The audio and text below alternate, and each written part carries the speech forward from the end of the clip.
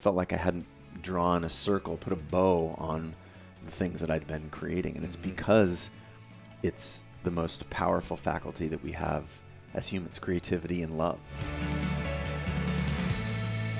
You've got a very successful business, Creative Live, which is all about, creativity for people and online learning and education. You've got your photography business.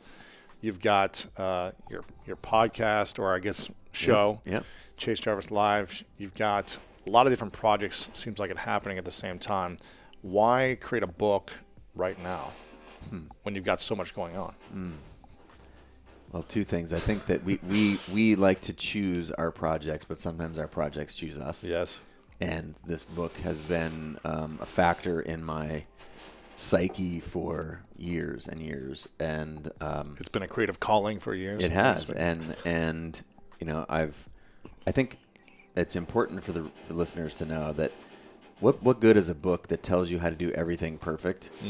It's like, oh, if you're going to build a business, always do this, never do this, always do this, never do this. And you're like, okay, I start at A and I go through it. No, this is like littered with my biggest failures, the failures of others, the biggest struggles, the muddy hills that we have to climb up to find who we are and do the things that we want to do with our lives. So this particular book for me it's basically an aggregate of all these things. And I look at my own arc. I had to figure out that what I wanted to do with my life. I had to become and identify with a creator. I actually had business cards that printed up that said Chase Jarvis Photographer before I even owned my own camera. Really? Yeah. Wow. Because that's like you identify. You envisioned it. Yeah, for You were sure. like- But as I became a creator, and then I started doing things and building communities, and then I did an iPhone app that was basically a tool that was used by millions of people, preceded Instagram by a couple of years, app of the year in 2009. And then that's a tool. So I became a creator, then I started building tools for creators, and then I created a platform for tens of millions of people to learn and pursue their creative passions. And to me, what was missing in all this was the why. It's like, why do this? Why is this? Why is this valuable? Why would I care?